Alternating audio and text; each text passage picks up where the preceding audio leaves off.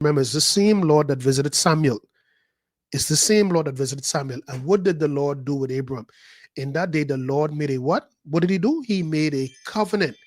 He made a covenant with Abram. God, who is God again? A spirit. A spirit made a covenant with a human. It's the same thing with your people who in Freemason. It is the same thing with your people who in Eastern Star.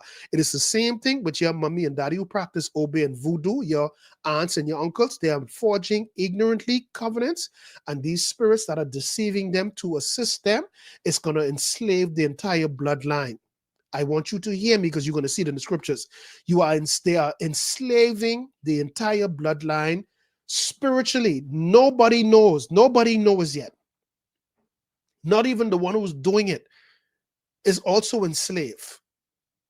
And there will be a repetition of negativity, backwardness, if you're part of this. If you come from a godly bloodline who people fasted and prayed and do, you will see the opposite of these things.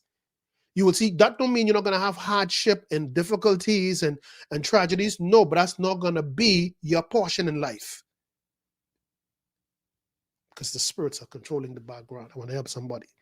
So verse 18 says, in that day, the Lord made a covenant with Abram, saying, unto thy seed, that's key there, unto thy seed have I given the land from the river of Egypt unto the great river, the river Euphrates. So in this covenant, it's speaking about the future generation will benefit Mr. Abram from what you are doing right now.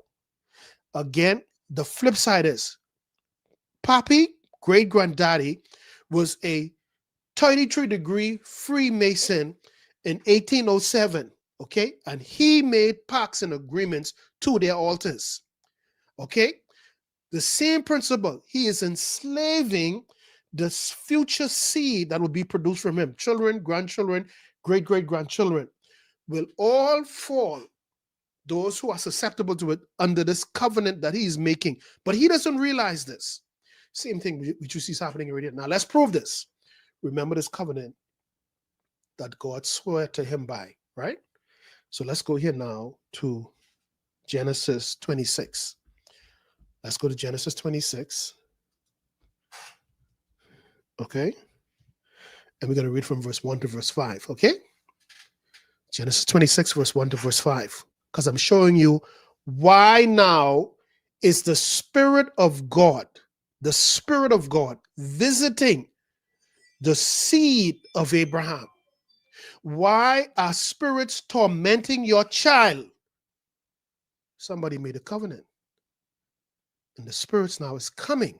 I tell you, those who are susceptible, if they would answer the call, then the spirit take it from there. I want you to listen now. So in Genesis 26, verse 1, and there was a famine in the land beside the first famine that was in the days of Abraham. And Isaac went unto Abimelech, king of the Philistines, unto Gerar. Verse 2 of Genesis 26. And the Lord, verse 2 of Genesis 26, appeared unto him. Who is him? Isaac. Who is Isaac? The son of Abraham. But why? Why is he doing this? What gave him the right to do this? And the Lord appeared unto him and said, go not down into Egypt, dwell in the land which I shall tell thee of.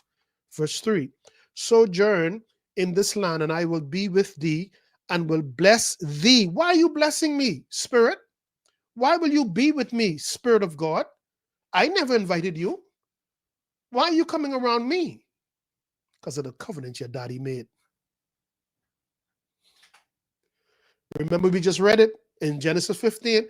In that day, he blessed him and promised him your seed. That's what I can be dealing with. Every generation of that comes through you, Mr.